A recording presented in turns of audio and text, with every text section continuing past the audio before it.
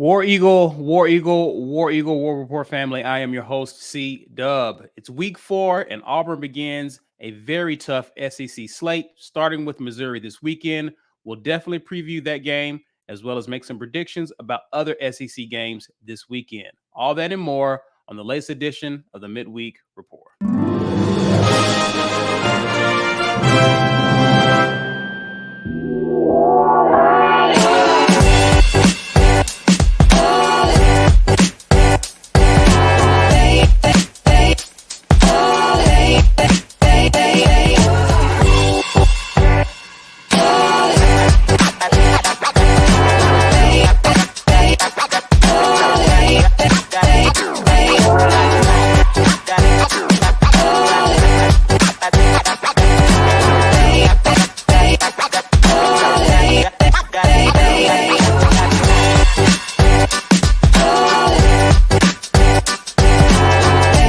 War Eagle, everyone. War Eagle, welcome to the latest edition of the Midweek Report, brought to you by show sponsor auburnsports.com. Please head over there to get the latest information regarding your favorite football team and all news Auburn athletics. Shout out to JG Tate and those guys for being a supporter of the War Rapport as well as the Midweek Report. Also, we want to thank you guys for hanging out with us. We need you to do us a quick favor, ladies and gentlemen. If you're on social media, please be sure to share this video, use the hashtag, help people to find our content, get in on this discussion, help us grow our community. Also, while you're here, you may be lurking and watching and enjoying the content, but it would surely help us if you would have smashed that like button, guys, and help our engagement.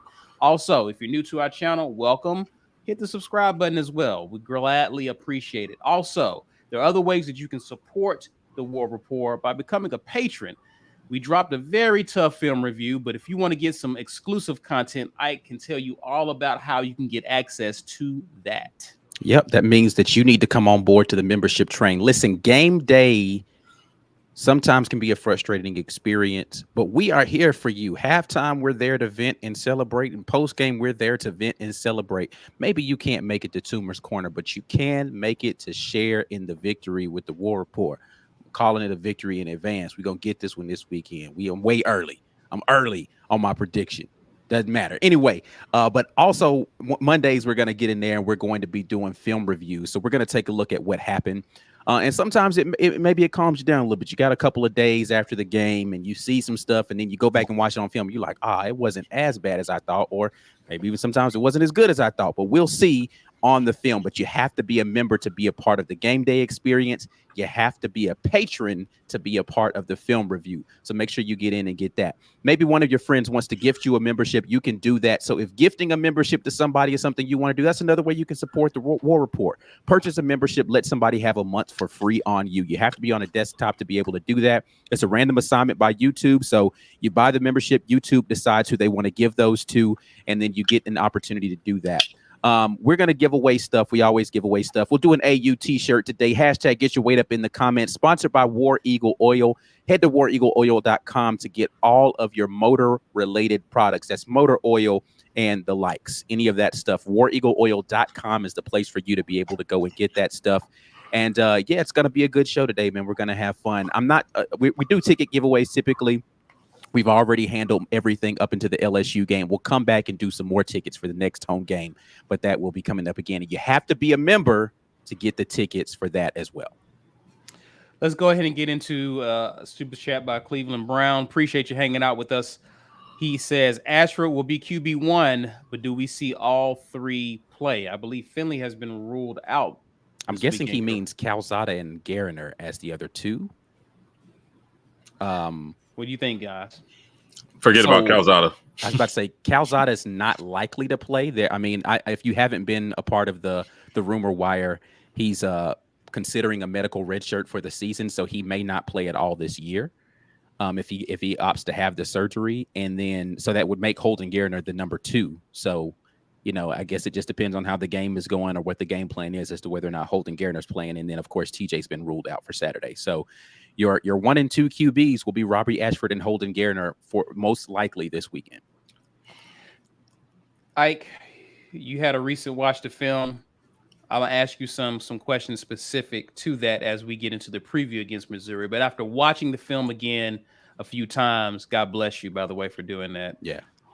Your thoughts going into this week against Missouri, just kind of what's your mood like? I mean, so it definitely doesn't feel as terrible as the scoreboard made it feel. Watching the game live made it feel. The defense had some busts. There were some breakdowns for sure. Things that are fixable. It was really about run fits. Things that I didn't see in the first 2 games. So I didn't feel like it was a talent issue. I think it was just kind of a knowing where you're supposed to be, or being a little too juiced up for the game and thinking I got to go make a play, as opposed to playing within yourself. Hopefully some of our less experienced players will now have an opportunity to get some of that out of their system and go in and play a little bit better. And then offensively, I think it comes down to having a better strategy for how we want to get the ball out of the quarterback's hands, knowing that we're having some protection issues. And just letting our playmakers do work. So hopefully we'll get an opportunity to see that. Quick thoughts, Mike B, if you want to jump in before we get to picking the other scores. Anything y'all want to say before we get into it? It was a kind of, I don't know, you look at the film and you see the things that we did good on a play-by-play basis. It's encouraging. It's not enough for a W. And it wasn't enough to say what may have been a better effort than the scoreboard showed, but the scoreboard still was real. And trying to reconcile the effort that we saw with what the end result was has been tough. It's been tough the last few days. I'm just hoping they get it turned around. Hoping that the force of different personnel and there's some different guys back there at QB may force them to do some things that they might not have done but should have done. So I'm optimistic going into this weekend that we'll see something different. Okay. All right. Well, listen, let's go ahead and look at some other games that will be taking place this weekend. Do we have the update on where we stand, guys? We do not. Okay. That's on your boy B Will. So we'll retally. We'll pick up with that next week to give you an update on who's leading. And I mean, we picked a lot of the same stuff, though. I mean, what was the differentiating games? Like, what? I think we all picked the same. I think, to your point, I think we did pretty much pick the same. The only thing is there were 1 or 2 where Mike didn't have a pick, so we kind of gave him a pick. I got my pick in before the end of the show. He ended up picking the same teams. Oh, okay. So yeah, whatever it was last week, that's what it is. Just with a few more added games in there. Right. I'm still in last place, but whatever. Let's get into it, gentlemen. We got a lot to cover. Let's talk about Georgia against Kent State. All right, and moving right along. Yeah, Georgia. Okay. Yeah. I don't. Yeah. Okay, all right. Just checking, just to see how y'all feeling. Mississippi State, Bowling Green.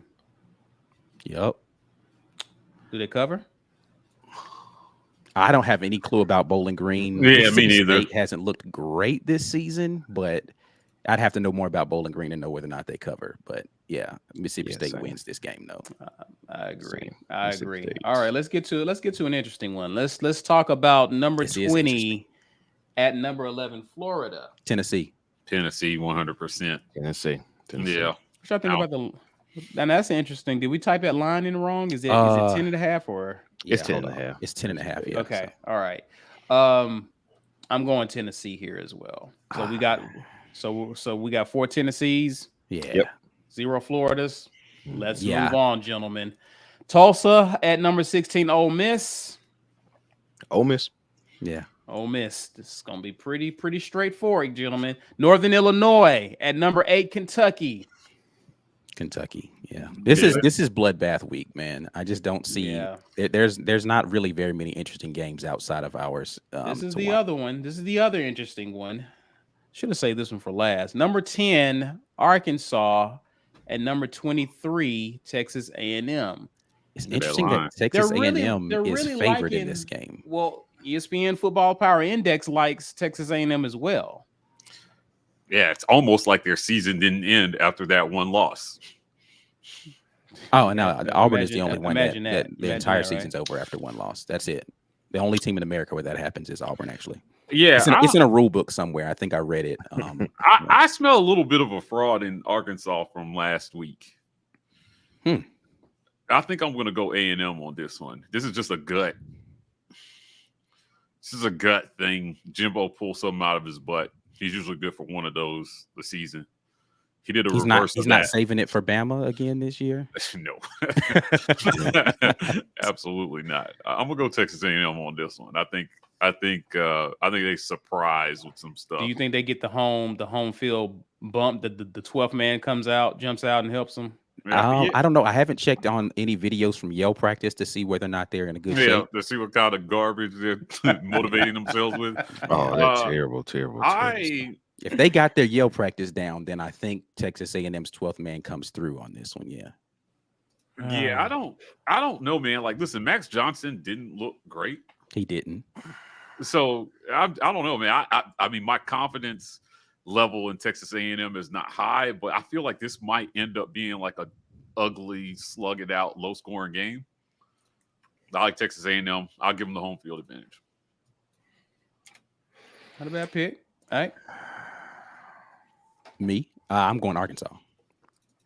Yeah. Dang it. Yeah, I'm going Arkansas too. All right. Yeah, I'm going Arkansas. Listen. Okay, Mike, the lone dissenter on this one. I saw someone posted in the chat that Bug Mac, Arkansas secondary is awful, but guess who's been struggling to throw a forward pass? Correct. Right. A&M. So that's a wash. I really do like Arkansas. Oh, Spicy says this game is not a home game. Technically, it's in AT&T Stadium. Oh, they still do play that game on a neutral field. Okay, all right. Oh, okay, yeah, cool. Definitely, yeah, Arkansas for Feeling sure. better. Arkansas. Okay, thanks for that, Spicy. I thought that would be a home game for them. I mean, Yale practice still matters, guys. Okay. Right. I'm sorry. It's literally one of the most cringe things I've ever seen. I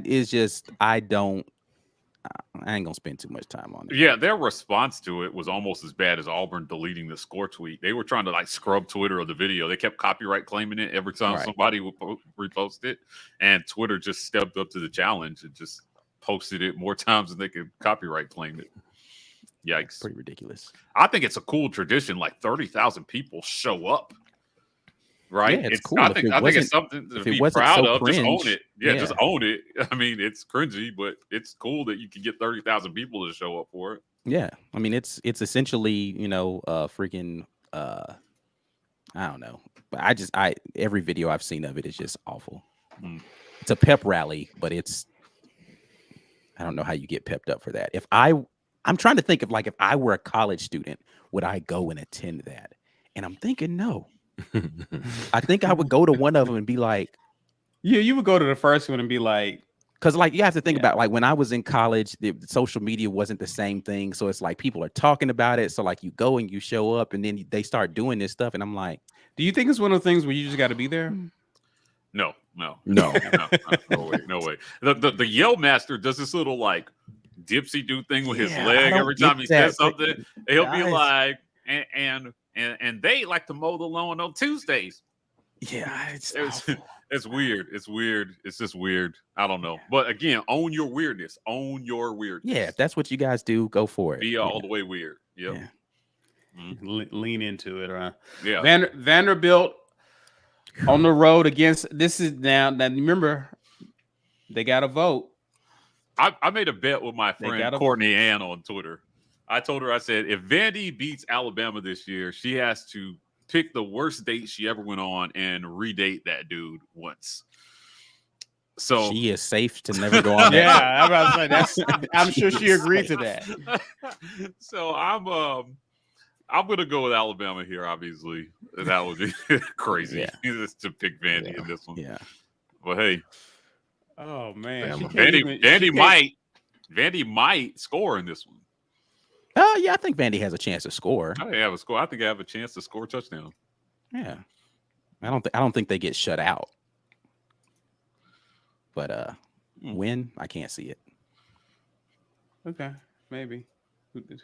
Okay, sure. New Mexico at LSU. LSU. Yeah, I'm going LSU again. LSU. If there was a God, they'll crap the bed. I just need them to crap the bed. Play us. Yeah, no, next I need week. them to crap the bed when they play us, not Yeah. before they play us. Oh man, they've already done it once. Let's hold off any other additional crapping until they touch grass at Jordan-Hare. Fair enough. Save the crap for next week. Yeah, got it. LSU. Charlotte at South Carolina. South Cackalack. Yeah. They get win number 2 this year. Go for it. Mm-hmm. Got a better question. B. It's for you, B. How many touchdowns does your boy throw? Spencer Rattler. What does he have to do to not be my boy no more? When is he not going to be my boy? I mean, come on. I don't know. Maybe Vandy needs to be Bama. That'll flip it around. Yeah. That'll make Spencer Rattler good. It's a butterfly effect. All this other crazy stuff start happening. Does Spencer bounce back and have a good game, B? Of course he will, because it's a subpar opponent. So that's when he'll show up. All right. Well, no. I think the only surprise we got or interesting game we have to look at is Arkansas, Texas A&M to see how that unfolds. We got a few comments we want to get to really quick.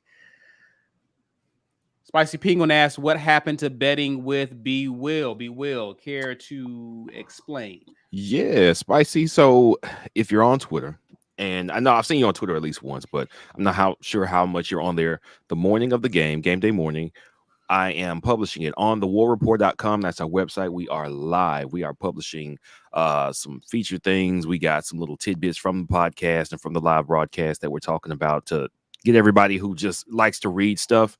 Then it's there for you to read. But that's the only place that Betting with B Will is, because it's the perfect place to publish information. You can check back and read over the course of the day as the games happen, whether it's the 2:30 window or the 6 p.m. window for games. It's all published there. The reasons why, what I picked, what I stay away from, and that's where all that information is. So the warrapport.com, and I can actually drop that into the chat down here momentarily so you can see what the last one was. Oh, Wesley Hilson, appreciate you hanging out with us. Appreciate the super chat. War Eagle War Rapport. Trip is watching with me again and wanted a shout out. He's playing JV football this year. He's trying to get his weight up for O-line, and don't worry, this time he is about to go to bed. Trip. War Eagle. It's a little bit earlier this time though. Like last year, we were doing this an hour later. So it's, hey, he got a little time to chill out. But yeah, what's up, Trip, man? Appreciate you kicking it with that and watching. Best wishes with football, man. Go out there and get them. Yo, how did Northern Illinois end up getting back-to-back SEC games on their schedule? They played Vandy last week, and then this week they're playing Kentucky, right? They're stacking bread. Yeah. They're stacking bread. Yeah, man. Get that bread. Wait, does Vandy play their group of 5 opponents? Because it's not like a gimme for Vandy necessarily. So is it like a, because they go there. They're usually going to these. Yeah, I think they went. There was a road game for Vandy last week. Right. Is it the same? Do you still, as the bigger team, do you pay the smaller team? I don't know how that works. That's a good question, B. Mm-hmm. That's a really good question. I don't know. Drew Kahn asked, "Man, what do y'all think about ESPN endorsing Prime for Harson's replacement?" Asinine. Who? Wait a minute. ESPN? Why? Who cares about ESPN's endorsement of anything? Feinbaum did a segment like any talk. And how are you replacing a coach that hasn't been fired? Or like any talk of a new coach is trash right now. It's complete trash. I don't want to talk about it. Don't at me in that shit on Twitter. None of it. I don't want to hear it. I don't want it. It's garbage. Yeah, I agree, gentlemen. I'd rather talk about replacements when there's an actual vacancy. Dave Medlock. Appreciate the super chat. Forget Harsin. Why would we hire anyone for 6 years if we feel good about discarding any coach after completing less than 30% of their contract? If we got that Tim Cook money, let's put that into NIL. Right. Well, his point is like, why are we majoring on firing a coach that's still got a lot of contract left? And what coach wants to come into that situation? Well, then fans are going to be like, well, Mike, who do you think the next coach should be? And I was like, who does it matter? It doesn't matter, because any coach I want is not going to come here to be told how to run his program or to get fired, after they torpedo your offseason. Give me a break, man. Like I've been pretty upset today about some of the stuff that I'm reading. The trash part of our fan base has come out in this whole ordeal. right? I mean, and it's not just disrespectful to the coach. It's disrespectful to the kids, man. Yeah. To the kids who are still fighting with this coach. Right. Give me a break. It's just, I mean, we got to be better than this. We got to be better than this. I'm starting to wonder, are we? Christian Crawford, if Ashford has a breakout game, does he start against LSU even if TJ is available? I think TJ should start against LSU if healthy. But is it too early to tell? Thoughts, gentlemen? It's too early to tell. Yeah, it's way too early. Here's what, we're going to talk. We're going to get into it with our guy from Mizzou in the second half of this show.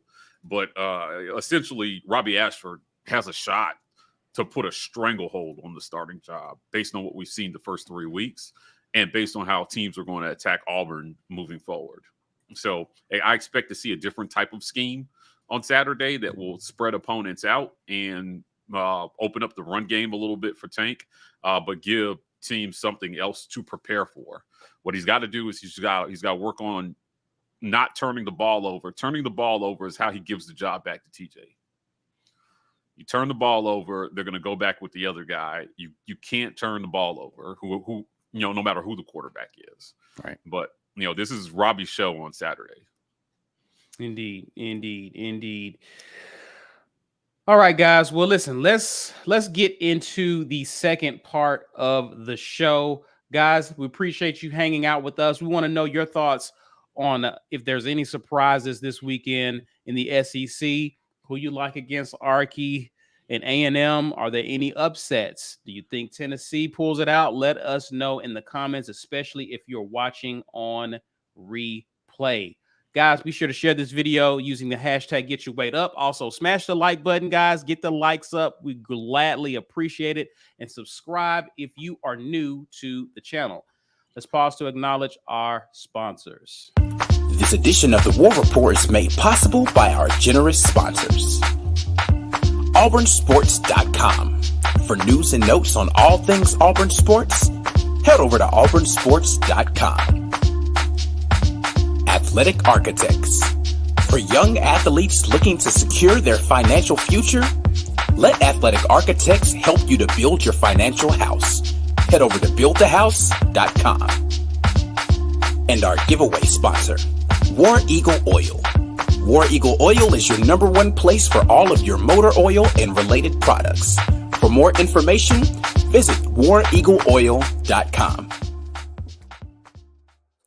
As always, thanks to all of our generous sponsors for helping make the War Rapport a thing that you all can enjoy week in and week out, and helping, make sure that we at the War Rapport can continue to bring this great content to you all without having to be too stressed about what bill is going to be coming out of that bank account next. But you can do some more on your end to help us out and help yourself out to be a part of this great community, and that is join and get a YouTube membership. Supporter level starts at $3.99, but patron is where you really want to go. Just $2 more per month, and you will be able to get all the benefits, including watch the film. Sometimes that's a painful rewatch, but trust me, it definitely helps as therapy. Sometimes to be able to watch that film again and assuage some of your fears about the future of your football and basketball team, because we will be getting into basketball this upcoming season. But $5.99 is where you want to go with that. If you want to be a part of the game day experience, you have to be a member. If you want to get a chance to get free tickets to the games, you have to be a member to be able to do that sort of thing. If you are a member and you want to bring somebody else into the War Rapport party, you can gift a membership to your favorite whomever. Actually, you can't gift it directly to them, but you can just buy a gifted membership and send that, and YouTube will send them a free month of membership on you. And if you have a gifted membership, then you can re-up and be able to continue to get those benefits. This show and every show, we give away stuff, and we are giving away a t-shirt, the AU t-shirt this week. Hashtag get your weight up in the comments here in the live chat to be able to be a part of that. I see some people on rewatch putting get your weight up in the comments. We're not going to go back and redraw for people in the comments afterwards. This is only for the live chat. In the live chat, hashtag get your weight up to be able to be a part of this drawing. And you can get this t-shirt potentially sponsored by War Eagle Oil. Head to wareagleoil.com to be able to get all of your motor oil related products. And you are going to be a better person for it. Yeah. Before we get into our preview of the upcoming game against Mizzou, we got a few super chats, a few comments we want to address. B Will's Forehead says, I miss Grant Loy. I know his BFF Ike is missing him too. Maybe the That book must be will a different Ike. I don't know who he's talking about. Okay. All right. Yeah. Maybe the book will return to my soul after the win over Missouri. War Eagle, my boogers. Yep. War Eagle back Hopefully we're booging after Saturday for at least a week.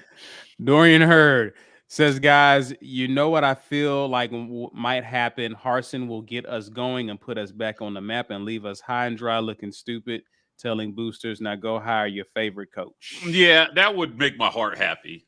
Just pull a 0-3. Just pull a 0-3 on them. Just, win some games, shock the world, and then if he still bounced after that, I would applaud him. I would applaud him, and I would root for him no matter where he went. Cleveland says, remember, War Rapport family, when in doubt, just watch. I see what you did there. Mm-hmm. The film. Yeah. That's what I was thinking. Thanks, Ike. Don't believe me, just watch. Let's see here. B Will's Forehead says you can't hide your feelings, Ike. Accept it. I have never been at all hidden about my feelings. You're correct. Spicy Penguin says, I just don't understand the staunch defense of Harsin. It's not really who's wait a minute, let's pause and say who's defending Harsin. He's probably talking about me. Listen, it's not really defense of Harsin more so than it is just my overall disdain for how we've conducted ourselves in this whole thing as a university. Right. So people are hearing, but it would be, it doesn't matter who the coach is. Now again, it's personal for me because I was there through Tuberville and I remember how that went down. And if the people who are trying to get their way now had their way then, 04 never happens, and we're never talking about one of the greatest teams that Auburn ever had. So, we're not sitting here and pretending like none of the stuff that happened didn't have an effect on how all this played out. Right. All of it matters. All of it from the beginning, how he got treated from the beginning on the way in the door, the off season of slander, all of it. All of it had an effect on this team. You torpedoed his recruiting, and then we're going to sit here, and now trash articles are coming out talking about recruiting. Give me a break, man. I'm sorry. They screwed this coach, and I hope he screws them right back with wins, with W's. Yeah, because, and I think here's my other thing is that I don't know that there were very many other people who were as vocal about our displeasure with the last coaching administration. Right. But we weren't sitting on here having full-fledged discussions about who do you think the next coach is until he got fired. Right. Until he was fired, that wasn't a conversation. The conversation was about what his performance was. I didn't want to sit here and entertain conversations about who the next coach would be because we had a coach. Until we don't have a coach, I just don't know that that's fair conversation.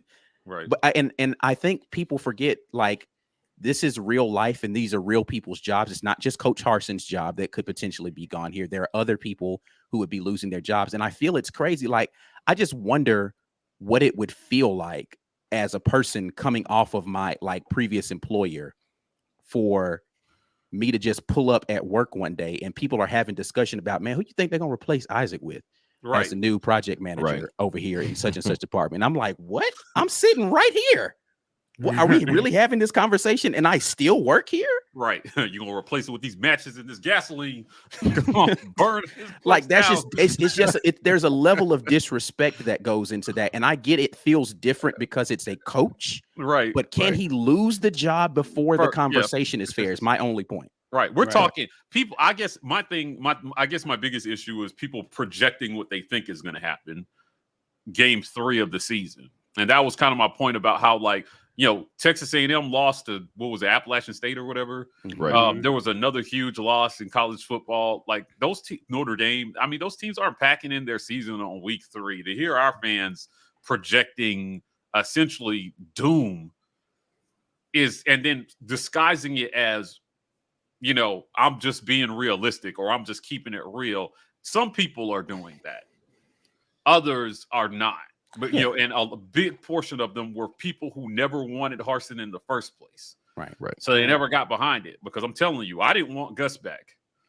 But after 2013, every year I was hopeful he was going to recreate that. Yeah. Until he didn't, until he was gone. Right. So, you know, just figure out what kind of fan you're going to be. Like, you know, are you going to and I guess that's a part of it too. Nobody's saying it's unfair to critique the coach's performance. Right. We do the same thing here on the show all the time, but like somehow we get pegged as these Harsin nut swingers as if we aren't critical of Brian Harsin. Yeah, we blasted the game plan from last week. The game plan was terrible. So again, it's like I get there is honesty, and then there's like a little bit of like, well, it's groupthink. It's groupthink, because if I'm not picking Hugh Freeze or talking about Lane Kiffin, then I'm supporting Harsin. I'm like, well, there's an in between here. You can be critical of what he's done up to this point, but also not jump to the other extreme and talk about something that's pointless and meaningless. Right. There's no precedent. History is not on our side in terms of firing a coach mid-season. So we might as well let this season play out. Yeah, I mean, just get ready for the dark ages after this. Like, it's going to be a really depressing when we've seen programs go through this, where they fire a coach before it's time, and then all of a sudden, you know, we're Tennessee for 8 years. Right. Like, I mean, I don't think some fans understand what they're asking for here. You think it's bad now, just wait, because you're not going to be, everyone's going to be so hopeful for the next hire. And I'm like, who are you going to go out and get? Unless you're going to have a very public statement of, we are no longer going to operate this way, and the next guy is going to be able to not be a puppet. Yeah. Right? You know, unless you're actually going to turn the keys over to that next. That's the only hope I have for this. But there's not a history of that. So good luck. All right, guys. I'm going to run through these three, and then we're going to bring our guest in. Dorian Hurd says, appreciate the super chat, man. And Auburn fans outside of us being a well-known as a major SEC school since 2004, what have we did to have this win or bust mentality since then? We have 3 SEC titles and 1 runner-up with 1 national championship. Well, that's kind of who Auburn is. It's because when we have been able to pull it together very quickly, we think we should always be able to do that. Because if you look at programs over the last 20 or 30 years, the number of programs who have played in the national championship, won a national championship, and gone undefeated multiple times, it's like 10. And we are one of them. It's so if you average it all out to what has our peak been, our peak has been very high as a program. Very high as a program. So fans got used to that peak, but the way Auburn operates, our lows are astronomically low compared to our peaks. And I think what all the fans want is a floor that is much higher and maintain those peaks. But realistically, that's not how we've operated. We get high on the peak years and say 93, that's how it should have been. 04, yeah, that's how it's going to be. 2010, that's how it's going to be. 2013, yeah, those are all the exceptions. And the norm is middle, way too low, and then we get a peak. We boomerang and we just snap back up to a peak. Either you're okay with that, you're okay with this high-low in and out of coaches and politics behind the scenes, and that'll get you your 1 year. That'll get you your 1 year that you can celebrate, and we can throw it in the Bammers' faces. But then we're gonna go back about 5 steps just to get back to another peak in 3 or 4 years.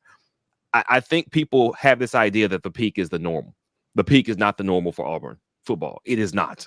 It has never been the normal. We just want it to be the normal, so we expect it. But that's not our normal. And that's really why we have this disconnect between what we want to see on the field and what should be happening year in and year out to build things up.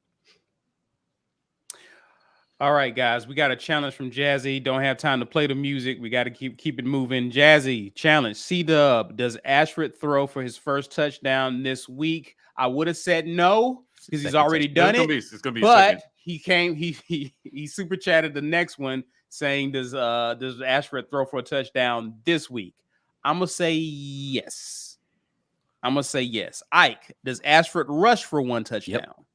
Yep, he will get a rushing touchdown this week. Mike, does Ashford rush for over 100 yards? I think if we're going to give him the start, yes. And I don't think it will take I mean, based on what we've seen so far, it's not going to take a bunch of runs. He's going to bust a big one and then have like 3 carries for 16 yards apiece or something like that, right? Yeah. So I think he gets 100, and he's led us in rushing at least once this season already. So not a stretch for him to go for 100. B. Will, does Ashford have a 40+ yard run? I say yeah. I say he does. Each is worth 400. Each is worth 100. And I owe y'all this. Appreciate you, Jazzy. But this 300, for those that don't know, was the super chat Jazzy attempted to send us last time, but YouTube was like, "You're sending them guys too much money. It's drug money. Shut it down." As if we appreciate you, Jazzy, man. As if they don't get a percentage. But anyway, Dorian Hurd, continuation. Let's stop looking at Bama, looking at us, because we're gonna look real embarrassed every time. So let's lower these national title or bust mentality. Yeah, that's where we want to get, but let's get consistent first. Yeah, Fair. just build towards something. Agreed. Build it up. Agreed. Joe Kyle, appreciate you hanging out with us, man. One of the reasons I watch you guys religiously during football season is because you're fair, objective, and have the courage of your convictions. Thank you, Joe. Appreciate that. Appreciate him. Josh Knox says, would you support Derek Mason as our new 2023 head coach? Gosh, get the hell out of here, man. No, I don't. I would not be happy with that hire. No, I wouldn't. No. Okay, all right. So let's move on, guys. We have a special guest to help us preview this upcoming game. What game is it that I'm referring to? Talking about this game. Yes, guys, Auburn still has a season. And this weekend, we play Missouri. They come into Jordan-Hare. It's an early game, early game, 11 a.m. kickoff. We're favored in this game, slight edge there, touchdown favorite or -7 there. In our series history, we lead 2-1. Last time we played was that last year? No. This was Can't be correct. That was 2017. 2017. The year is wrong. It says 2021 on the graphic. Sorry, I was like, no, it wasn't last year. What do you mean? But yeah, it definitely was not last year. Sorry. I was like, I didn't think that was right. But yeah, Auburn won 51, Mizzou 28. I actually think it was 14. I just messed that graphic all the way up. Anyway, it doesn't matter. We won. Yeah, he said 17. Yeah. So with that, we bring in our guest from Locked On. Mr. John Miller is here to hang out with us and help us talk a little bit about the Mizzou Tigers, a battle of the Tigers. John, welcome to our midweek report, good sir. How are you doing? I'm doing fantastic. How are you all? It was great to hear just a little bit of sanity coming out of Auburn. I was enjoying that. You guys aren't ready to immediately throw Brian Harsin out the door. I enjoyed that. That's a welcome change, I felt like. Somebody's got to do it, John. It's a tough job, but somebody's got to do it. So let's get to talking about. Let's talk a brief overview of Mizzou going into week 4. You're 2-1. Had a tough week 2 on the road against Kansas. You had a similar unfortunate game like we did against Penn State. What is the sentiments around Missouri going into its first? I believe this is his first SEC opponent as well. What is it for Mizzou? What's the mood for Mizzou fans or just for this team? Well, like you alluded to, I think week 2 against Kansas State in Manhattan, it was such a beatdown. I think Missouri fans just thought by year 3 of Drinkwitz, we'd be over this type of thing a little bit, So it's not that Kansas State isn't a good opponent. They are a good opponent. But as you guys probably noticed, they did drop onto what I think is an underrated Tulane team the next week. I'm talking about Kansas State. So overall, Missouri is just – we're a little bit disappointed right now, but at the same time, the defense does look improved, and we do have a couple playmakers at wide receiver. So not all hope is lost, but certainly I think Missouri fans our expectations are a little bit lower than they were to start the season right now. Okay. All right. Have you guys started having conversations about who the next coach will be? Only the message board geniuses. I have not. Okay. No, I don't think anybody in the Missouri media has started thinking that way at all. I mean, in all seriousness, anybody who's thinking that Eli Drinkwitz's job is in jeopardy this season, I think that's just crazy because like you guys were actually referring to in the previous segment, the last thing I want to do is become Tennessee or Nebraska and just start to get entitled and fire the coach every 2 or 3 years. That's just not a recipe for success anywhere, and especially not a place like Missouri. Now, Missouri, I mean, you guys, since joining the SEC, have actually made an SEC title game. Now, it was against Arkansas. It was against Auburn. Two. Yeah. Right. So, at what point does the expectation for football at Missouri rise some? I remember a year, correct me if I'm wrong, John, where Missouri had a legit shot at making a national title game and then flubbed it in the last. This was in the Big 12 days. Sure.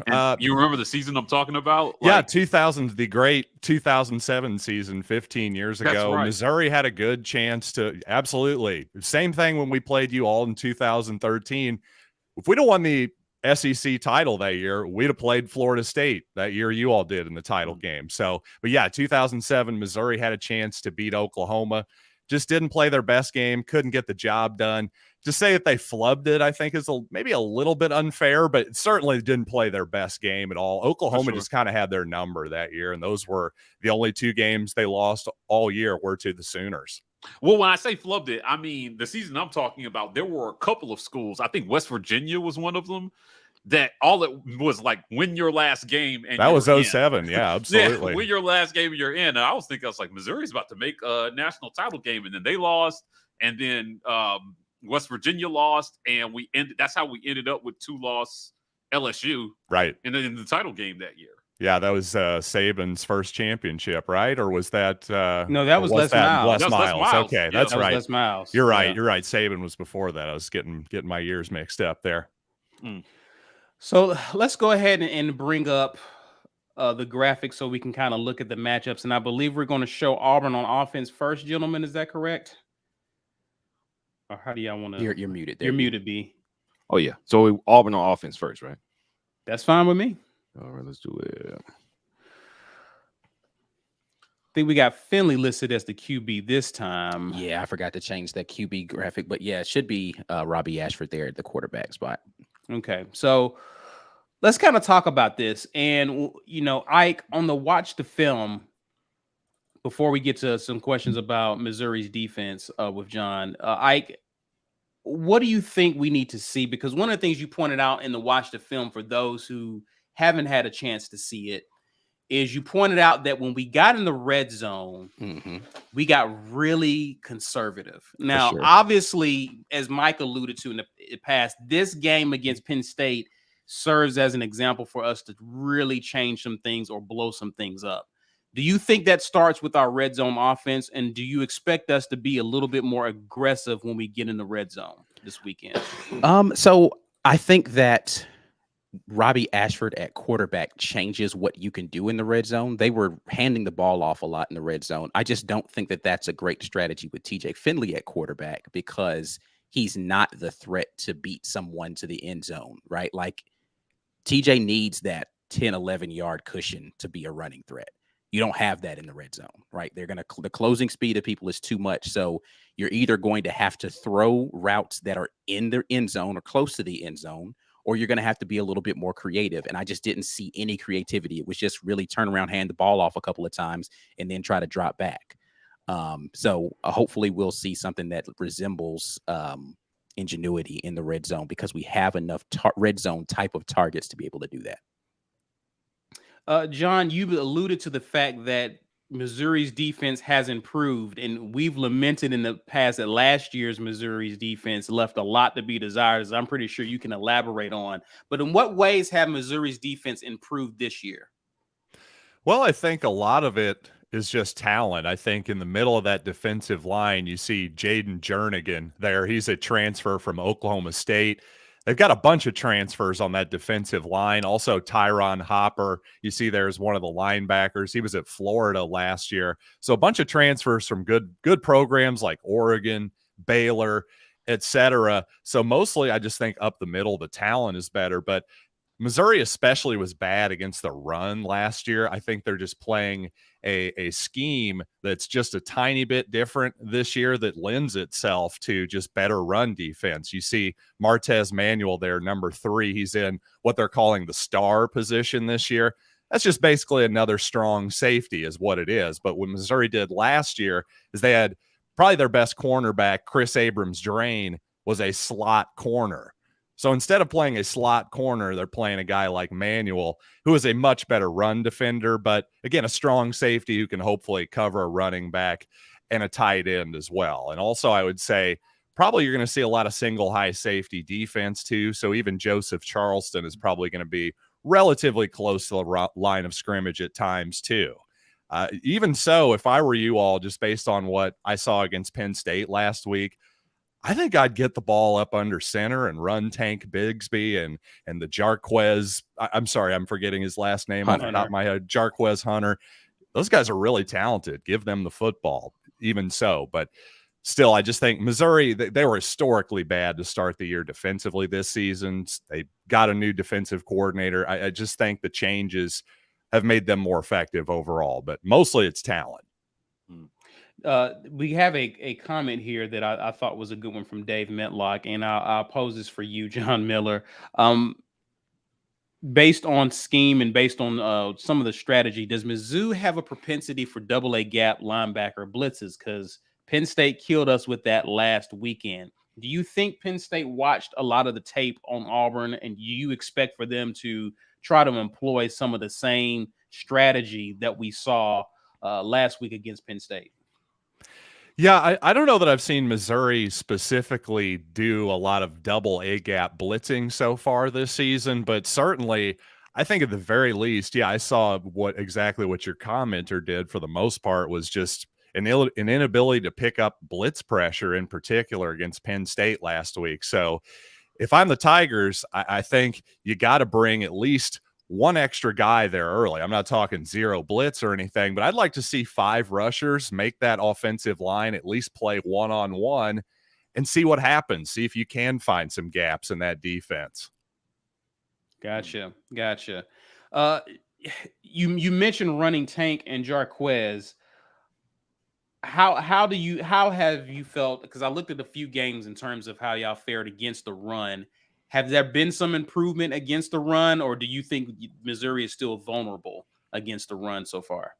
That's a really good question. I think that still remains to be seen. Like I said, most of my praise there was based on what started off as a really, really low bar to clear from last season. So I think that's the question. Deuce Vaughn is one of the best, I think, running backs in the country for Kansas State. He certainly had his success, no doubt about that. But I thought Missouri at least hung in there in a game defensively where they were getting basically nothing from their offense. So I'll give the defense a lot of credit there. The other 2 games have been against poor opponents. You're talking Abilene Christian and a Louisiana Tech team that runs basically a Mike Leach style of offense where they're not running the football a whole lot anyway. So I think it's all very much remains to be seen. I think this Auburn game will tell us a lot.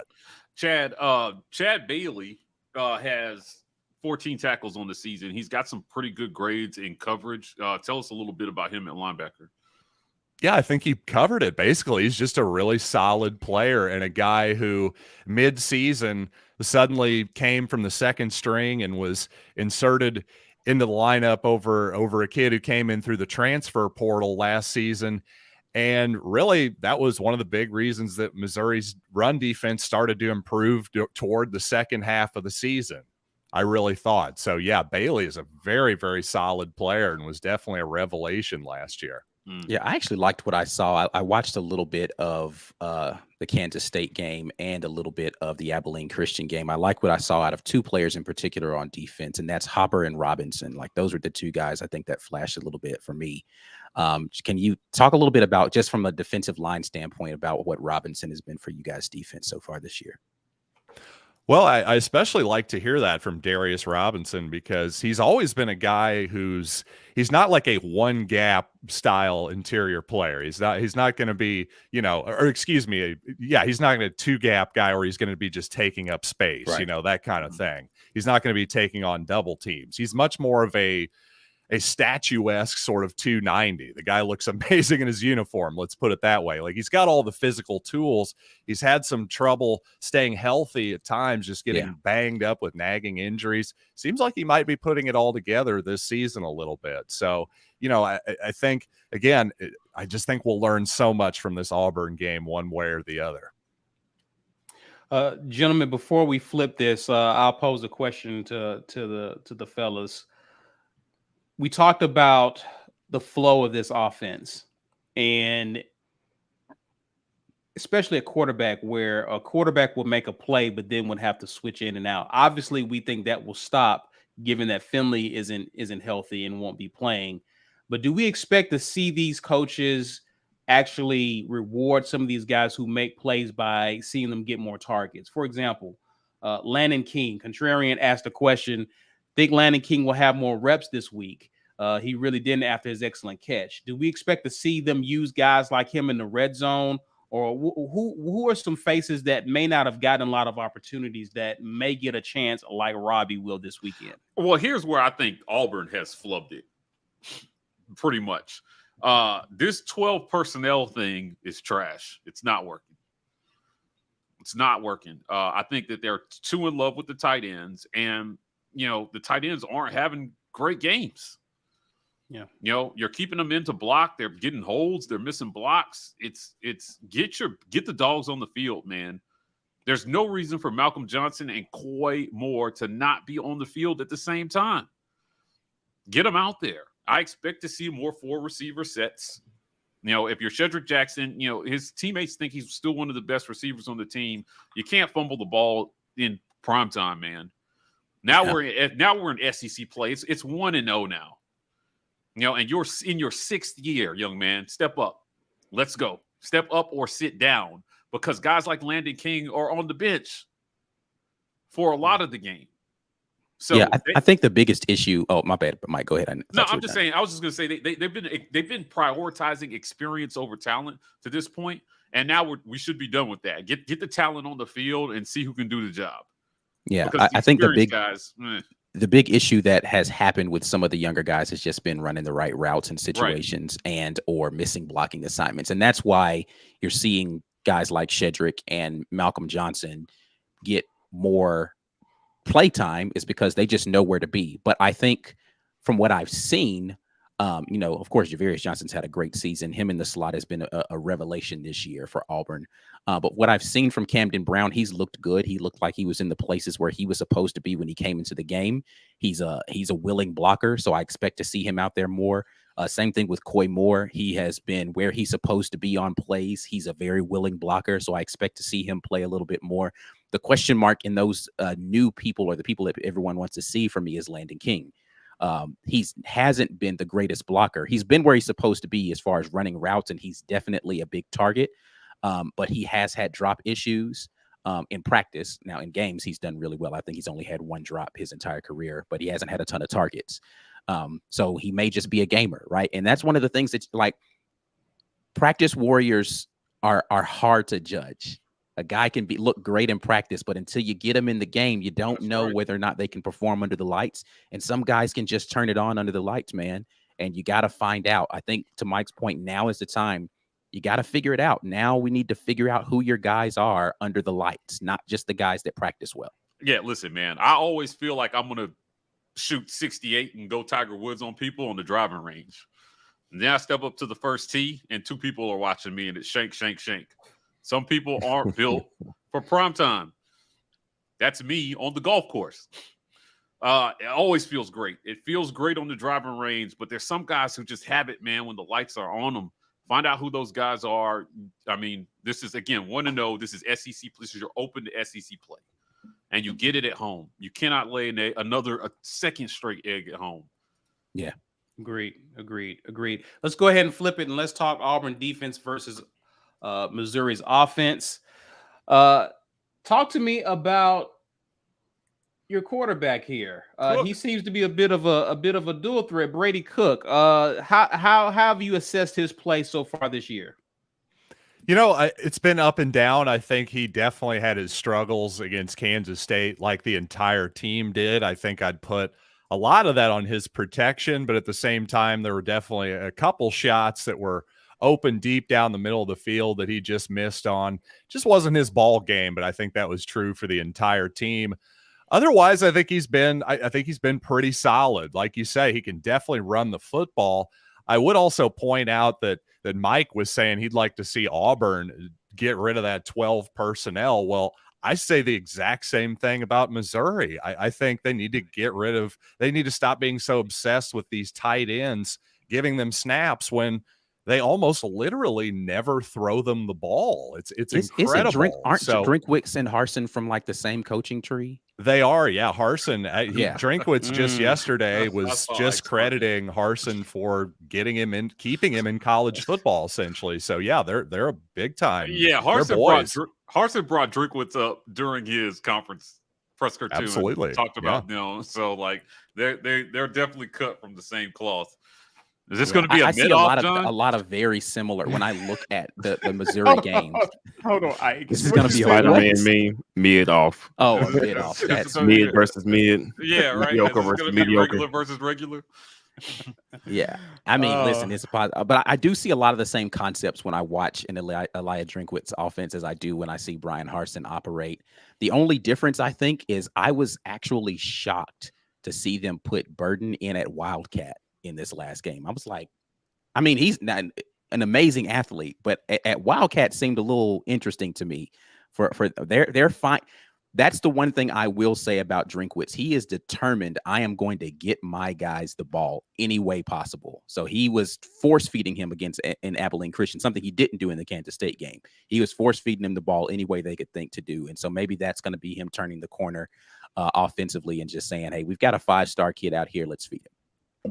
I don't think there's any doubt that that's largely true, especially against Abilene. I do think they made a concerted effort to get him the football because not only was he kind of shut out against Kansas State, even the first game, while he had some flash moments, especially in that Wildcat, actually he had a couple of good moments there, not huge reception numbers or anything, like 33 yards or something. So yeah, I think they wanted to make that a concerted effort. And also something I had been calling for and many fans had been calling for since week 1 was to get Burden back there as the number 1 punt returner. Well, we saw it week 3 against Abilene Christian. Yeah, ran first punt. Yeah. He takes it to the house. So yeah, I think we got us a punt returner now. So that's an interesting thing. Could be, who knows? He could be the difference in the game there. He's truly that explosive. I mean, like 6A Illinois high school football, I believe he scored 8 punt return touchdowns last year. That's not a bad level of high school football. It's still high school football, but still, that's crazy. Yeah, no, he's definitely a talented big receiver, big play potential out there. The other guy that kind of, I think it was Lovett, the kid that was the kind of the slot deep threat guy that I saw was playing really well for you all in the couple of games that I watched. Yeah, Lovett's really come on this year. I definitely liked him coming out of high school. In fact, he went to the same high school as Luther Burden did his senior year, East St. Louis High, just across the river there from St. Louis in Illinois. And yeah, Lovett is a true sophomore. Looks like he's really starting to come into his own. The guy's got a big personality and just a lot of speed, like you said, in the slot. A good compliment to him, Barrett Bannister in the slot. He's not on the graphic, but he's a guy, shorter player, number 11 from Missouri. You're going to see him a lot. If it's 3rd and 5, don't be surprised if Brady Cook is looking at him as his first option. Oh, what is I guess, they like to throw the ball, but how do they typically like to attack? Do they like to run to set up the pass? Do they typically like to just come out throwing? How does Missouri tend to attack its opponents?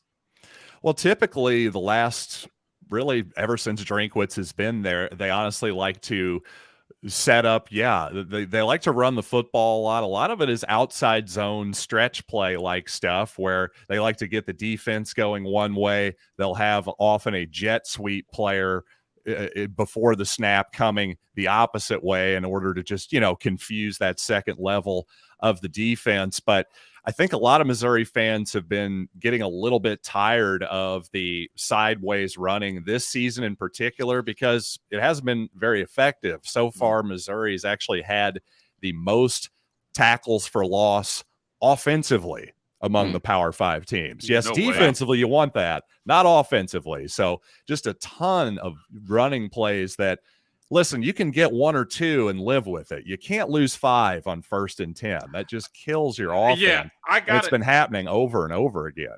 I'm glad you said that, John, because now I know what to look for our defense to do, right?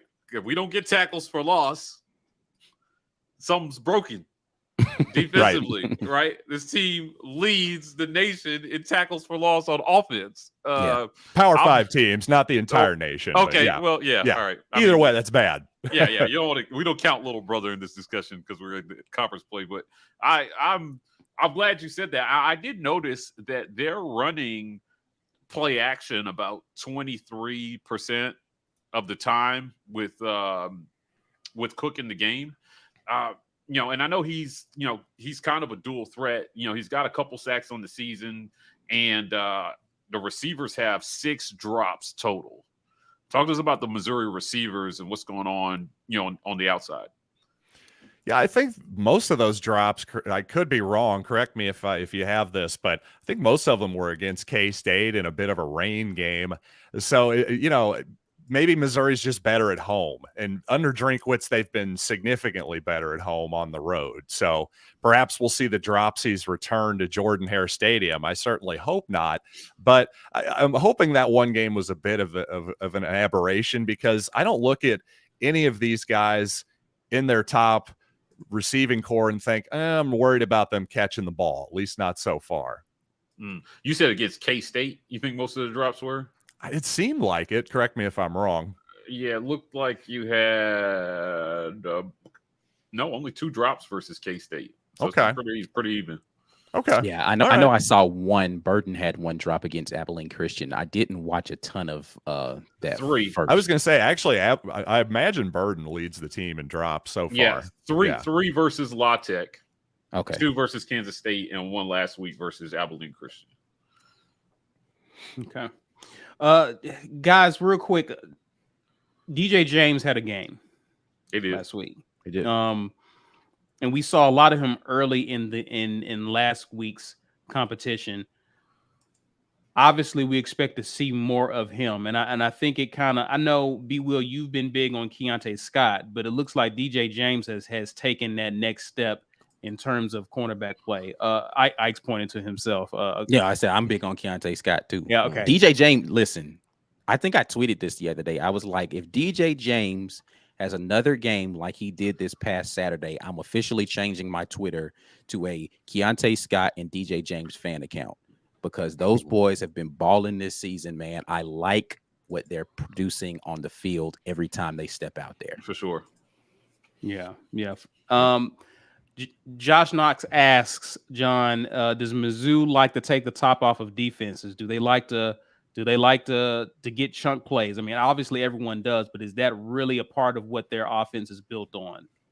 Yeah. Not in particular. I mean, I expect they'll certainly take probably at least a couple deep shots. I would like to see them take maybe a little more, considering they do have that fast guy, Dominic Lovett in the slot often. Luther Burden can get deep. I think even Towski Dove has had his moments of making big plays. But I think maybe the problem is, again, offensive line, can they protect long enough to get those balls down there? That's the real question for me. Right. So if you're going to criticize that, I think you have to take that into account as well. 4 for 16 on balls thrown 20 yards or more downfield right now. Yeah, one of the things that I noticed with Brady Cook, I think actually is a little too in love with wanting to throw the ball for distance sometimes, and he doesn't come off of I think he wants to hit home runs a lot, and so he's got to realize, because there are opportunities for checkdowns in the system that Drinkwitz is putting in front of him, that it's not there. Let's just get it to a check down or take off running, which he is capable of doing. But I just think sometimes he's looking for the deep shot, and then he's putting himself in a bad position because that offensive line just has not held up well.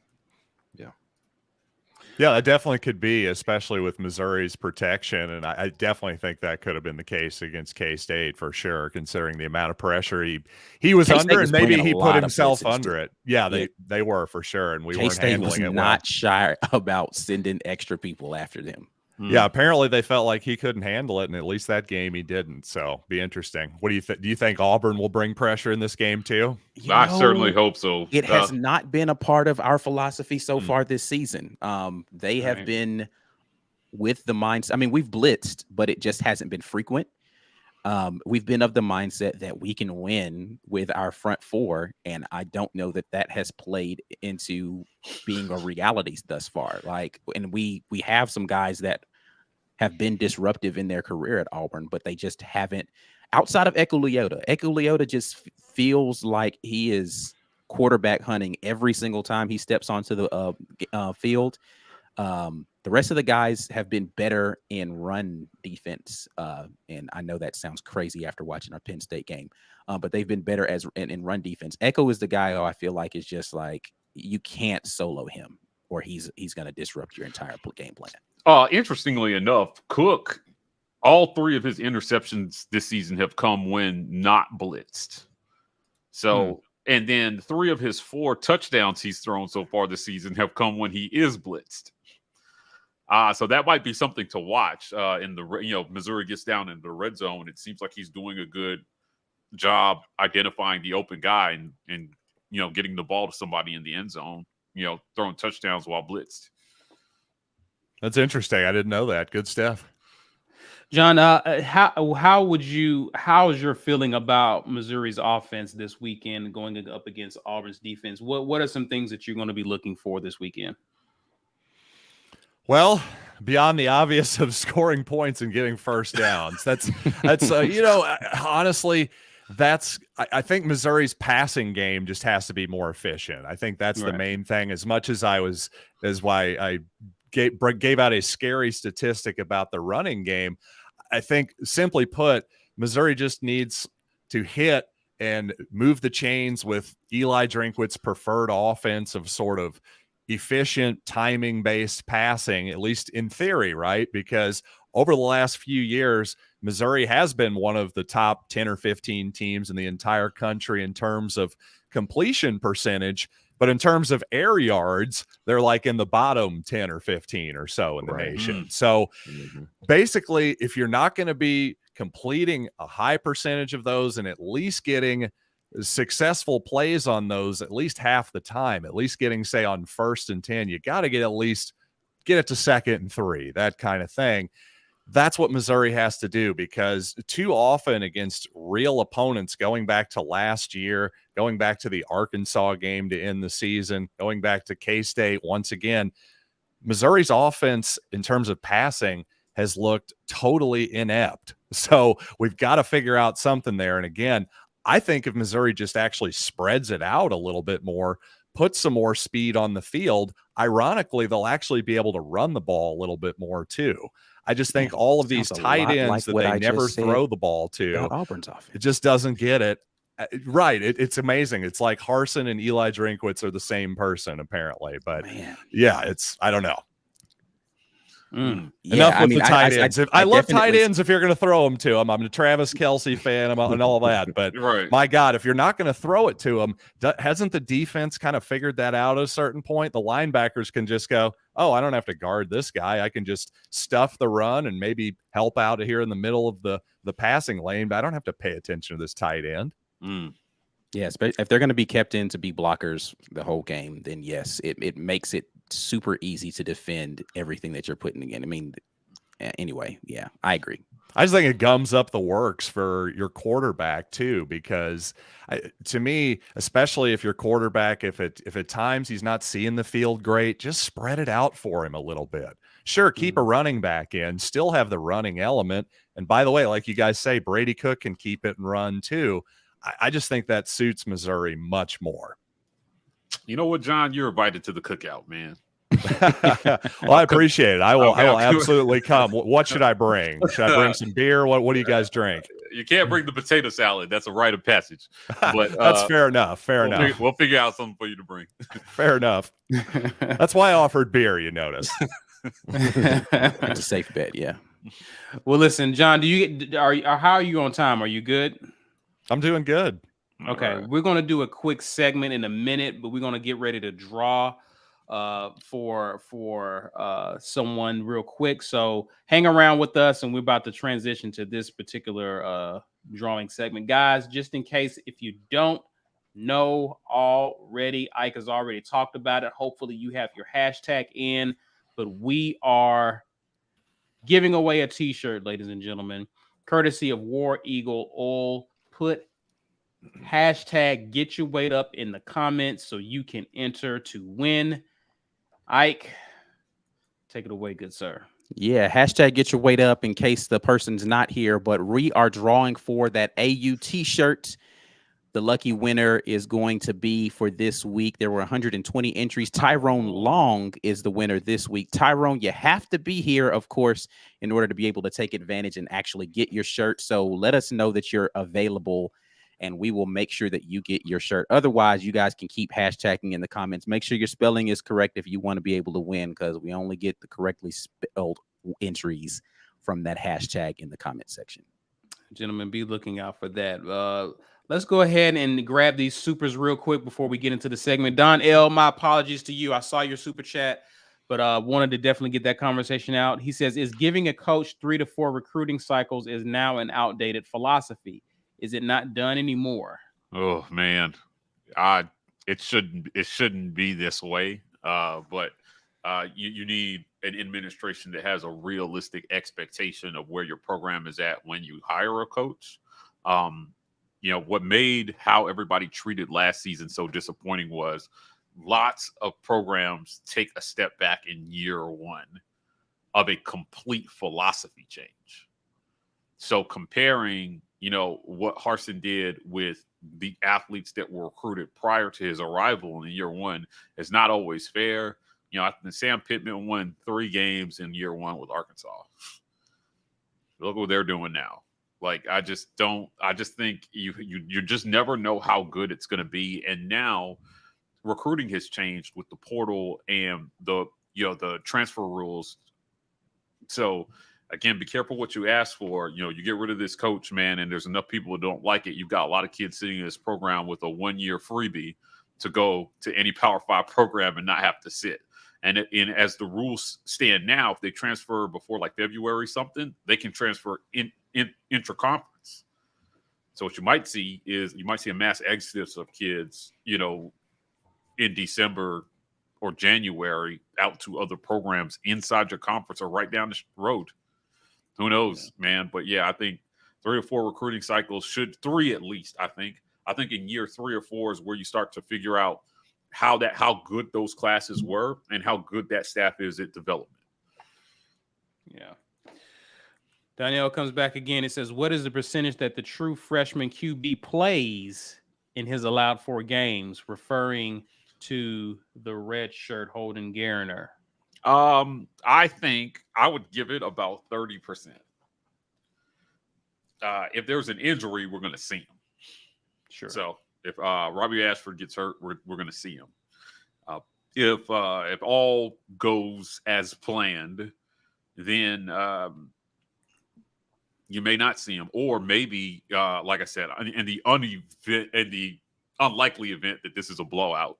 I won't be predicting any blowouts right now based on what they're doing on offense, but right. Then maybe on the back half of the game you start to slide him in.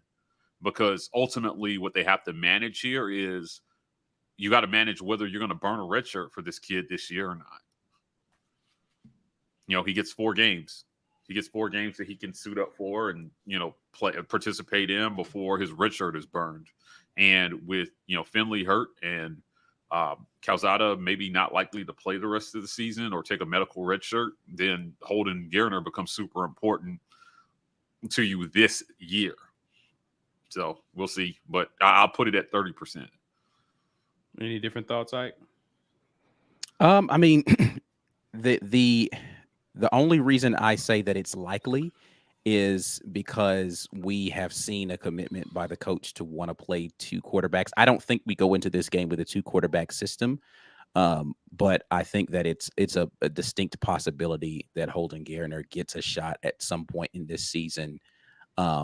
If for nothing else, then Robbie just needs a breather to come out of the game because he's running so much, and they're going to have to just, unless they're going to commit to doing some sort of wildcat situation. I don't know. I hope Robbie's getting his cardio in is all I'm saying. And is that a point of concern too, gentlemen, with him being the starter for this game and playing a lot of snaps? Yeah, I mean, ultimately, I assume they're not going to run him as much, but he'll give the ball I don't know about called runs. I'm talking about he's going to have to run. Scramble runs or just improvising. We'll see, man. Like, listen, all that we heard about conditioning in the offseason. You know, ask Nick and Cam how much they complained about how much they had to run. Yeah, I'm not saying he's going to complain. I'm just saying that it may be needed.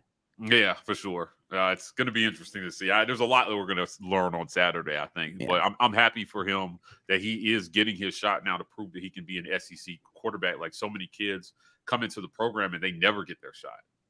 Talk about them every year, and they transfer out, and you should feel very fortunate to have the opportunity. Yeah. All right, guys, are we ready to do this segment? Yeah, we can do this.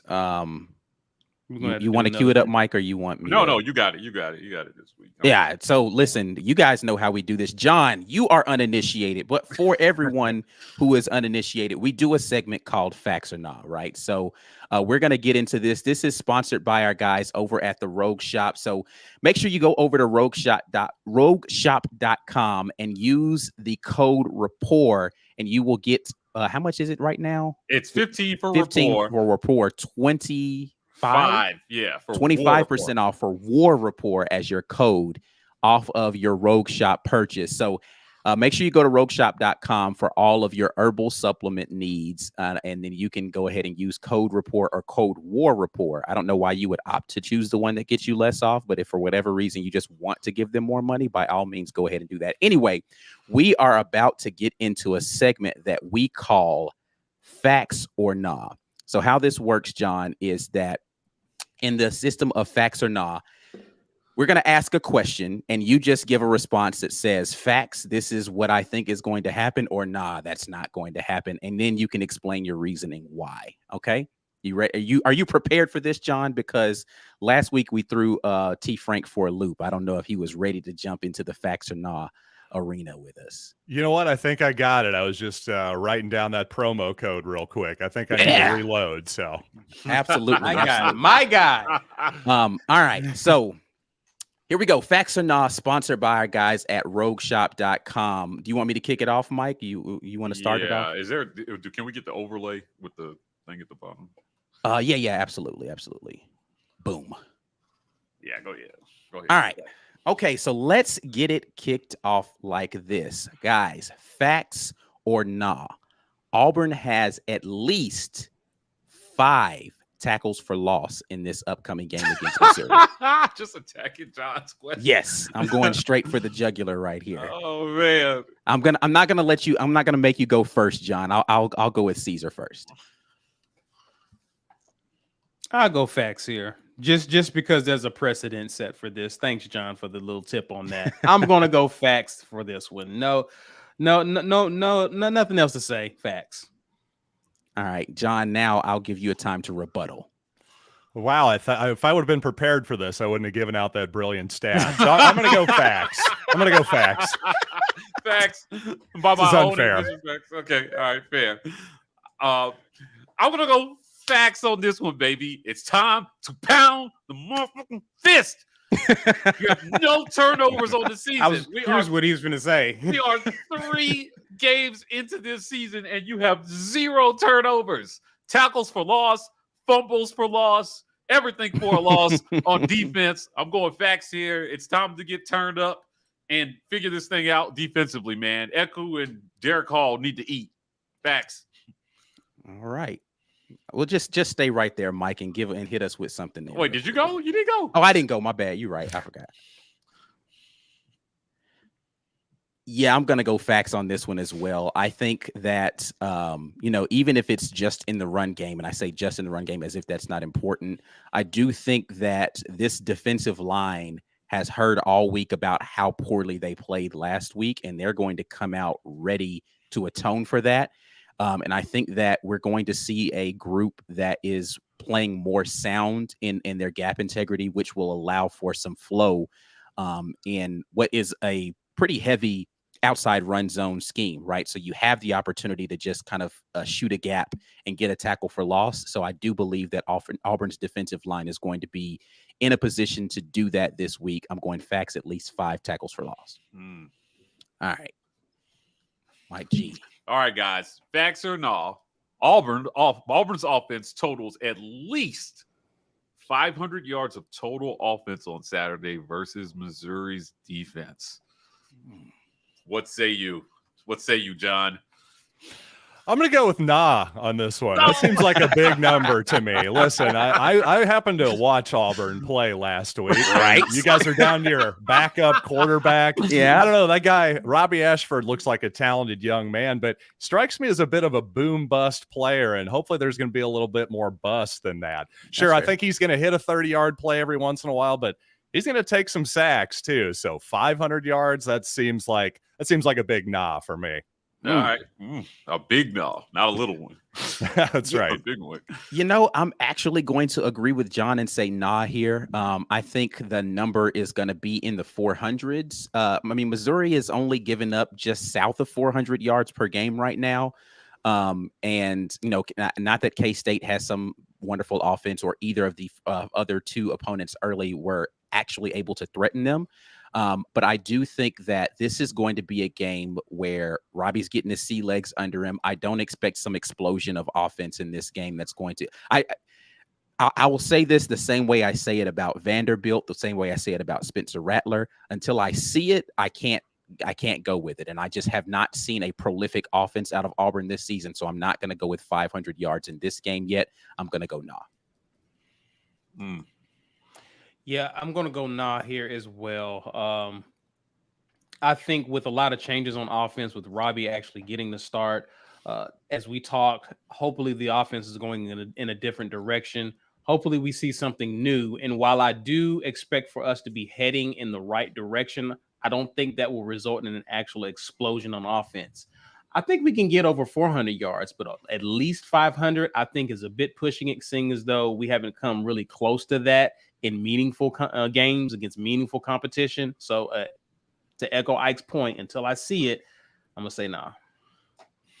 I'm going to contradict the Debbie Downers here and go with facts. 300 yards on the ground, 200 yards through the air. I think that Robbie Ashford opens up the run game.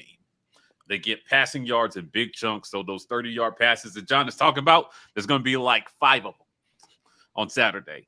This is the game to do it. This is the game to prove that you can be an SEC starting quarterback, young man. I'm going facts. I think Robbie Ashford himself totals over 300 yards of total offense on Saturday.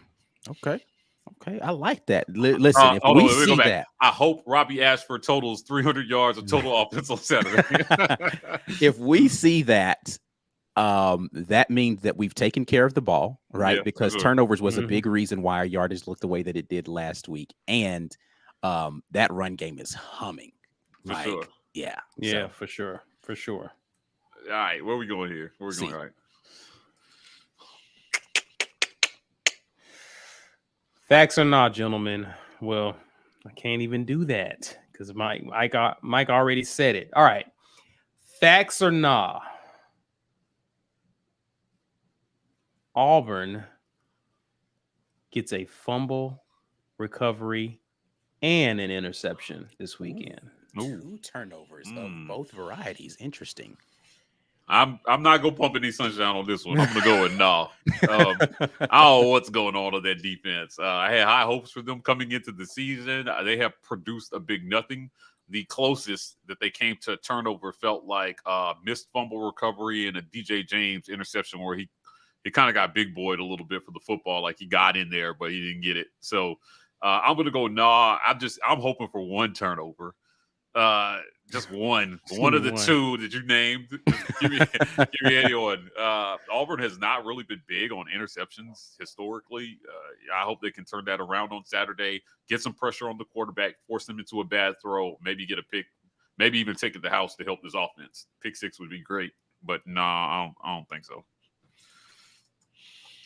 Well, I guess I'll say nah as well. I think mostly because of the way you worded the question. If you just said 2 turnovers in general, I would have kind of gone, maybe. But since you said specifically 1 pick and a fumble recovery, I think the odds are on my side. I'll go with nah.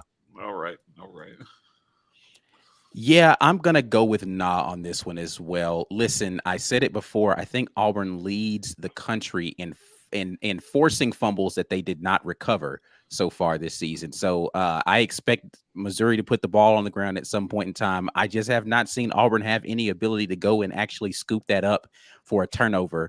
I think the more likely scenario is that we get an interception this week, just because I think, again, that defensive line is eager to prove themselves, and hopefully we'll have some havoc there. But I just, again, until I see it, and we have not recovered a single fumble yet this season. We forced a lot of them, like 6 or 7, honestly. Like, I'm not even joking, like 6 or 7 forced fumbles this season, but haven't recovered a single one of them.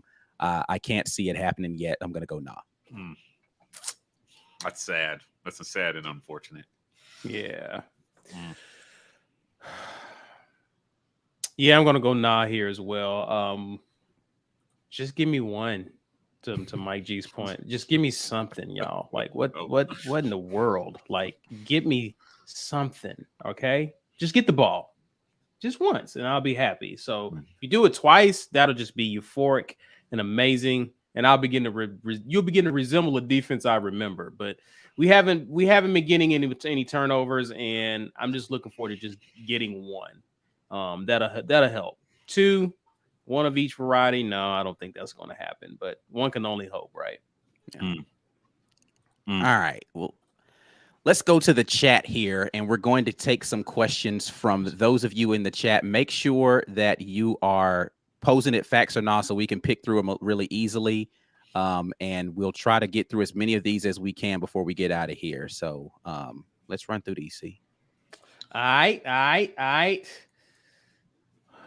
Facts or nah, Tank gets over 15 touches this weekend. There might be a whole revolt from the fan base if this doesn't happen. Yeah. He had 9 touches last week. If this is not a facts, this is going to be a problem. Yeah, he might go full AB and just take his jersey off at halftime and walk off the field if he doesn't have more than 15 touches, bro. I'm out. Like, Yeah. I can't see that not I'm gonna being be a training into the draft. Yeah, with Robbie in at quarterback, I think maybe again you see on that read option him give the ball more because they have to respect him. Missouri has to respect Robbie Ashford's ability to run the football. He is an elite athlete with the ball in his hands. I think we've seen his speed. I think that helps Tank, though. I think that helps Tank. So I yeah, agree. facts. I agree. You have to defend it a lot differently when Robbie's in the game. So for sure. All right. Rod May, facts or not, DJ James gets an interception. If we're going to have one, I think it's going to be him. Because he's attacking the ball. Yeah. But I'm going to go, no, I don't think so. I don't know, man. I don't know. I think DJ might be the guy to go and snag us one this week, man. DJ, I need to turn this. I promise. Listen, DJ, man, if you're listening to the show, bro, you get an INT this week and we get the dub. I'm changing my Twitter handle to DJ James fan account. I'm telling you, it's going to happen. If DJ James gets an interception and Auburn wins the football game, I'm keeping the handle the same, but my name on Twitter will officially be DJ James fan account. I'm telling you, it's going to happen. All right. Love it. All right. What do you think, John? Does anybody on Auburn's secondary get an interception this week against Cook? I'd say facts on an interception, but I'd be lying on. I'll say nah on knowing who DJ James is. I'll say that. Fair enough.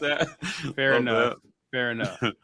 Yeah. Well, if you know who he is after the game, then that's Then a we'll good know. thing for him. Then we'll know something went right for you all for sure. Yeah. Sure.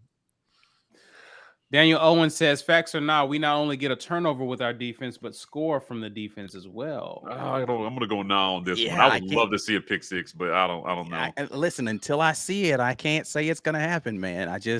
I haven't seen it this year, man. We have not been an opportunistic defense. Has Missouri given up a defensive score?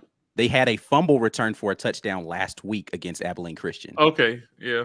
That is correct. Yep, right up the A gap. It was just a miscommunication, and yeah, unfortunately, they were right on the 1 yard line. Yeah, so, they were backed up Cook right got into the demolished too. It was He went similar to the 10 for a Arkansas minute, play. but It was Yeah, I mean, one can only hope, Daniel. I just want to turn over. Baby steps. You got to crawl before you can walk. All right. William Kelly, facts or not, both Tank and Jarquez each rush for a TD. I think this could be likely. I'll go facts on this one. I mean, they've given those guys facts. equal opportunity in the red zone in the first few weeks, so I could see this happening. I can see this happening as well. I'm going to go facts on this one. I think we have 3 rushing touchdowns this week, and so we can split them between each of the 3, Robbie, Tank, and Jarquez. I'll go facts here. I got the total going under in this game, so I'm going to go nah. Okay. All right. Okay. What is the over-under? What's the over-under? It's down to 51.5 last I saw. People it was really do not expect any points to be scored. It was 53 yesterday, and Well, it's we've down given to them reason to think that. Yeah, I'm shocked at that, 51 John. and a half. Yeah, well, I'm not shocked at that. Like both these offenses are disappointing. So, you know what? I'm gonna put a bag on the under with you, John. All right, I like it. Yeah, I'll put a bag on the under. So you're I like not it. now. Yeah. We're gonna go play golf after we win. I'll change it to a no. Put a Okay. bag All on right. Facts, but I'm gonna put a bag on nah. All right. Erica Radney, facts or nah? Javarius Johnson will have at least 1 receiving touchdown this week. I would go with facts on this one. I think if this is, listen, he's definitely the best receiver so far through the first 3 weeks. He's performed the best for sure. Yeah. So both quarterbacks have found him deep. He's working from the slot, but he seems to be the deep threat as well. If anybody's going to do it, he's going to do it. So I'll go facts on this one. Okay. All right. I'm gonna go nah, man. He's gonna have another one of those inside the 5 yard line situations, or he's gonna get a deep pass. He's gonna get another almost touchdown this week. But I expect the running backs to be heavily featured this game in both the run and the pass offense. So I'm gonna go nah on that one for JJ. Even though I'd love to see it, I'm just gonna go nah. Okay. I'm gonna go nah here as well. I'm expecting to see someone else, especially with a new QB. We don't know how the chemistry is going to work, how these receivers look with this quarterback. So I'm curious to see how that works. Javarius Johnson will get out there, will get touches. I'm not sure if it'll result in a touchdown though. So I'm gonna go nah. You know what? I'm going to juke here and go facts. I think the Missouri pass defense has been really solid so far, but they've also been susceptible to an explosive play here or there, and I think Johnson will get it. What the heck? All right. Little sunshine from John. All right. This is a good one. Facts or nah? Auburn goes 4 quarters without a turnover. Hell no. Nope. I hadn't seen it. We've had multiple turnovers every game this season. Yeah, I'm going no on this one. I think, and it's going to be something silly too, like a bad handoff or something on a read option. It just hasn't looked clean. So I'm with Ike until I've seen it. I've got to say, I mean, I hope they're not back-breaking turnovers, but yeah, there's going to be a turnover or two. I mean, you're going to have to, with a young quarterback, you have to live with interceptions sometimes with guys who haven't been on the field. And Robbie, I could see him maybe throwing one in this one as well too. So who knows? But yeah, I'm going nah. Okay. All right. Hunter and John, what are you feeling about that? Missouri gets a takeaway this weekend? I think they do. I'll say facts just because, I think Ashford, again, holds on to the ball a little too long. As explosive as he is, I think he'll give Missouri one. It's fair. Nah then. Okay, I messed up there. Sorry, my reading comprehension. I'm a father of 2 here. Give me a break. So no, all good. So that's a nah for you, a nah for Mike. Ike? Nah. I'm gonna be the contrarian here for no logical reason at all and say facts. Okay. Auburn goes 4 quarters without a turnover, even though I haven't seen any resemblance of that. So, yeah, blind faith. We're gonna do one more. We'll wrap this up. Let's see here. Oh, I like this one. Lawrence, facts or not? Keontae Scott gets a punt return for a TD this weekend. Now listen, this man likes to live on the edge on these punt returns. For He's sure. Fair catch. What's a fair catch, coach? Yeah, I mean he'll let it bounce. I was about to say if he fields it, he's likely going to try to run with it. Yeah, he'll look at his watch. He'll tell you, "Hey, what's that over there?" He'll do anything he can, catch the ball and try to take off. I'm gonna go nah here, but I wouldn't be surprised to see him break one at one point this year. I think he's got really good ball skills in the punt return game. He seems to, he's got decent speed, but he's got that instinct, like that returners have to have, right, where they know when to cut and they see the field and they can get at least 15 yards every time. Yeah, he knows how to get upfield. I wouldn't be surprised to see him do it this week. I hope we're forcing punts. Certainly for him to get opportunities at this, but yeah, I'm gonna go nah. Always an unlikely thing in college football to return a punt for a touchdown, but yeah, maybe he does it, maybe he doesn't. Yeah, I don't know. I'd like to see him do it. I think he creates some excitement though. Yeah. I'm gonna go nah as well. Though I think he might get a big return. I don't think that he's gonna house one this week, so I'll go nah. I'm gonna go nah here as well, but he's gonna definitely take an opportunity, and he's done well in all the chances he's taken to get upfield. So I expect him to have some good returns, but break one this weekend, I don't think that happens. How has Missouri been in the punt coverage game so far? Like, what's their special teams looking like so far this year, John? Well, really, the punting game and just in general has been a bit of a struggle this year. I think they're going with a new guy this week because after last week, the guy who's he had some shanks. He's been an excellent kickoff specialist, but they lost, their punter from last season. So that hasn't quite worked out so far. It sounds like the backup, Jack Stonehouse, is going to get his opportunity this week. So, yeah, that's a little bit nerve-wracking when you think about it. It's like, oh, hey, no big deal. I've punted like a few times in college before, but now I'm going to go down to Jordan-Hare Stadium. It'd be a little intimidating for a 19-year-old or whatever he is. But that's the fun of college football, isn't it? Yeah. Okay. All right. Joe Kyle, super chat here. Facts for over 500 yards offense from 5 shutouts last year, Mike. Hey, listen, and he put some money with it, so it's definitely going to happen. $9.99 special, baby. He's 500 yards of offense. He's with you. John, we appreciate you, man, doing this segment with us. Tell the people how they can reach you and tell them about your channel, sir. Yeah, absolutely. If you can check my workout, if you just want to find the YouTube channel or Spotify, Apple Podcasts, wherever you want to get Locked On Mizzou, it's simple. You just go to lockedonmizzou.com and the links are right there for you. And yeah, if you want to follow me on Twitter, anywhere on social media, it's at Locked On Mizzou. Certainly we'll be talking all about Missouri and Auburn in the coming days. So guys, really, really appreciate it. This was a blast. Thanks for having me on. Appreciate you coming out, man. Definitely appreciate it. But listen, man, we are going to wrap up Facts or Nah right now. But as we said, Facts or Nah is presented to you by rogueshop.com. Make sure that you guys are out there hitting that website, rogueshop.com, using code rapport for 15%, War Rapport for 25% off of your purchase. And we appreciate all of the support of our sponsors, man. But that's it for this segment of Facts or Nah. And I think what we're going to do is going to have to redraw here, man. I did not see Tyrone pop in with anything here. Tyrone. So yeah, we're going to have to redraw. We definitely got to have to redraw. So guys, hashtag get your weight up in the comments. We about to do it again. Let's see what we got going on here for the drawing up. That's not the right one. I need to do that. Let's do a redraw on this one. Tyrone, if you jumped in and I just missed you, I apologize. We'll have to sort it out later, but somebody else is getting this shirt right now. Man, they've been in the comments calling you Tygone, everything, man. Yeah. So you gone, bro. Marcus Holland, are you still here? Are you still here, Marcus? Gotta be here. Gotta be here to claim it. Closing thoughts, gentlemen. Yeah, but I say while we wait, let's just go and talk about this game. Auburn needs to win. Needs it. I mean, it's really that simple. Win this game.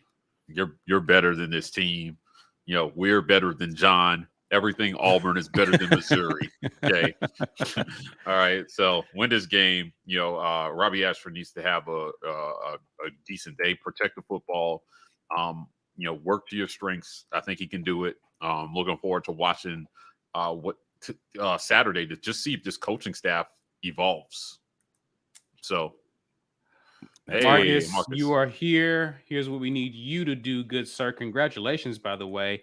Email us, business@the-war report. We need your physical address, shirt size, and we will send that to you. Congrats again.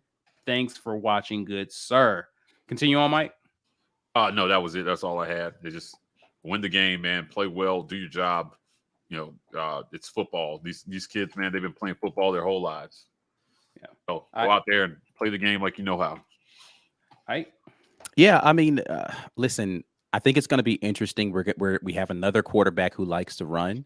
I think he's more of the Sean Clifford variety, though, than like a true just kind of they're going to call like design QB runs for him. Like they not going to do it as much as maybe Penn State did in the red zone. But Brady Cook's not afraid to run. So I think it's going to be interesting to see how we decide to attack him. Are we going to be more aggressive defensively and try to force him into making some bad plays? Because he has been boom or bust against the blitz. I like what I'm seeing from the outside corners about just being in position. Yeah, like Mike said, we need a dub, man.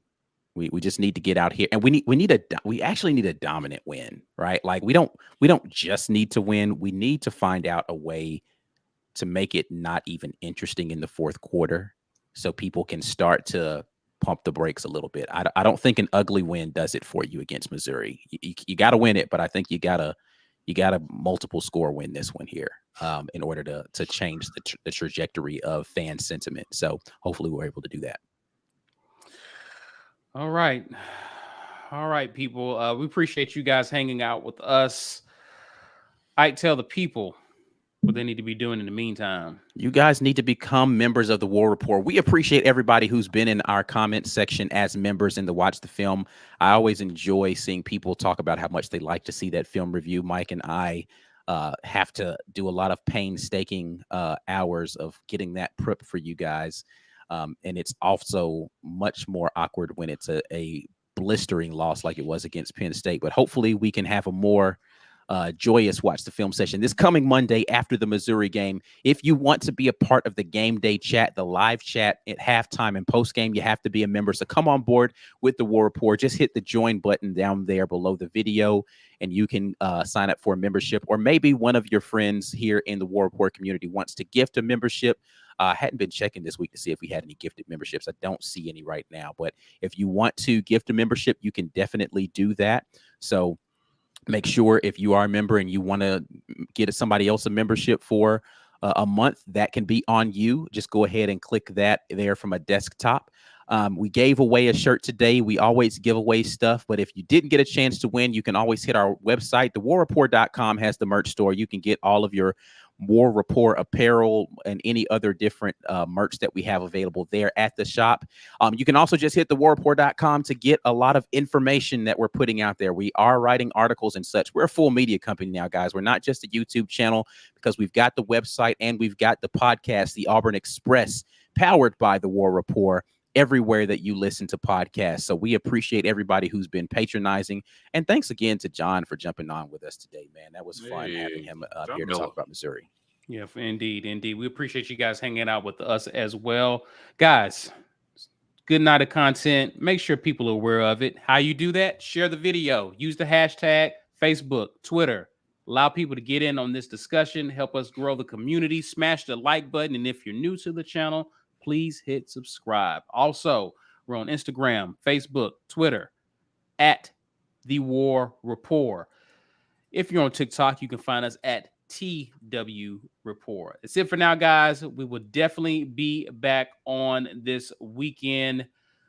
Definitely with the pregame right before the game, 30 minutes before the game.